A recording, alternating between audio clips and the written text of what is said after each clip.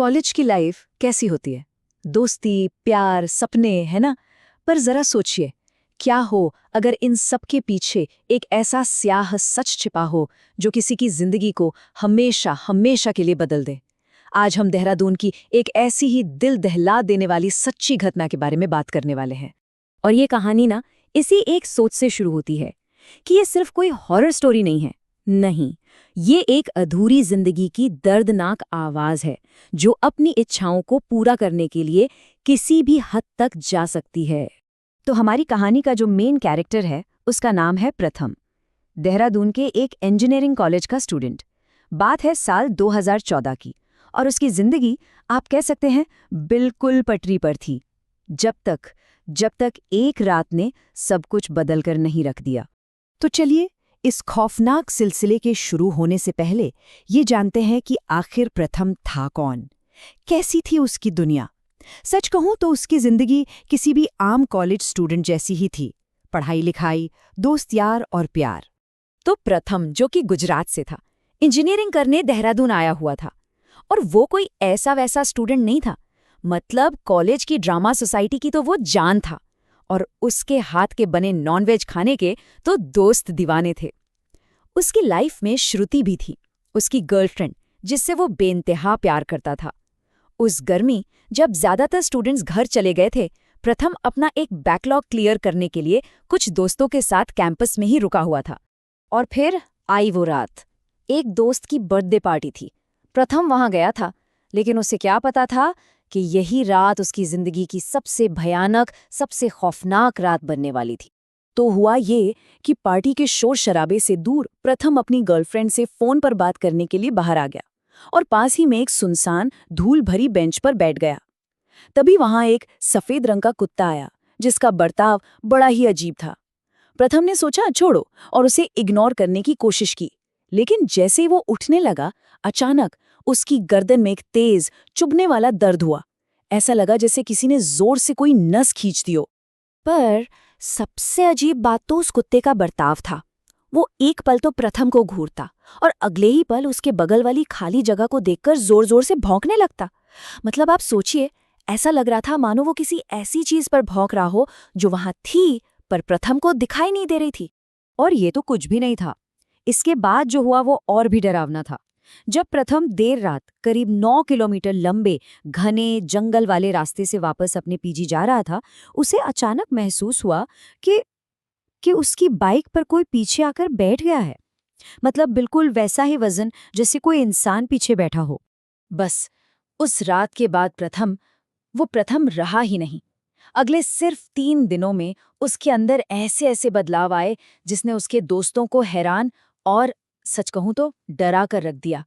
ये सब कुछ ना बहुत तेजी से हुआ। पहले दिन दोस्तों ने नोटिस किया कि उसके मुंह से एक अजीब सी बदबू आ रही है। दूसरे दिन तक वो बदबू एक सड़न जैसी हो गई और उसके पूरे शरीर से आने लगी। उसकी आंखें भी पीली पड़ गईं। और तीसरे दिन तो हद ही हो गई। वो फटे गंदे कपड़ों में क्लास में आया और जब टीचर ने उसे टोका तो वो उन्हीं पर और अपने दोस्तों पर चीखने चिल्लाने लगा। जरा सोचिए, वो लड़का जो हमेशा एक्टिव रहता था, खुशमजाज था, अपनी गर्लफ्रेंड के प्यार में डूबा रहता था, वो अब पूरी तरह से बदल चुका था। वो अब एक अकेला, बदबूदार और हिंसक इंसान बन गया था, जिसे उसके अपने दोस्त तक नहीं पहचान पा रहे थे। जब प्रथम की गर्लफ्रेंड श्रुति ने परेशान होकर उसके दोस्तों को फोन किया तो सबने मिलकर फैसला किया कि भाई अब उसके पीजी जाकर ही देखना पड़ेगा कि माजरा क्या है। लेकिन उन्हें क्या पता था कि वहां जो उनका इंतजार कर रहा था वो उनके किसी बुरे सपने से भी ज्यादा खौफनाक था। तो जब उसके दोस्त पीजी पहुंचे, एक बहुत ही अजीब चीज हुई। प्रथम, जो उनके साथ ही अंदर आया था, वो अचानक गायब हो गया और अगले ही पल वो हॉल के दूसरे कोने में खड़ा था और उन्हें देखकर एक बहुत ही अजीब सी मुस्कान दे रहा था। जब दोस्त हिम्मत जुटाकर उसके कमरे के अंदर गए तो उनके पैरों तले जमीन खिसक गई। पूरा कमरा तहस नहस था और प्रथम एक कोने में बैठकर एक सड़ी हुई हड्डी चबा रहा था और वो हवा में किसी से बात कर रहा था। कह रहा था, तुम भी खाओ, देखो मेरे दोस्त मुझसे मिलने आए हैं। ये सब देखकर दोस्तों ने फौरन मकान मालिक को बुलाया। प्रथम की हालत देखकर वो एक पल में समझ गए कि ये कोई दिमागी बीमारी नहीं है, ये किसी प्रेत आत्मा का साया है। उन्होंने फैसला किया कि इसे फौरन किसी पीर बाबा के पास ले जाना होगा। और जब उसे पीर बाबा के पास ले जाया गया, तब जाकर जो कहानी सामने आई, उसने इस पूरी घटना के पीछे की दर्दनाक वजह को सबके सामने लाकर रख दिया। तो सवाल ये था, आखिर वो कौन सी आत्मा थी जिसने एक हंसते खेलते जिंदगी से भरे लड़के की ये हालत कर दी थी, और वो उससे चाहती क्या थी? पीर बाबा ने बताया कि सालों पहले उसी गांव की एक लड़की को कॉलेज के एक स्टूडेंट से प्यार हो गया था।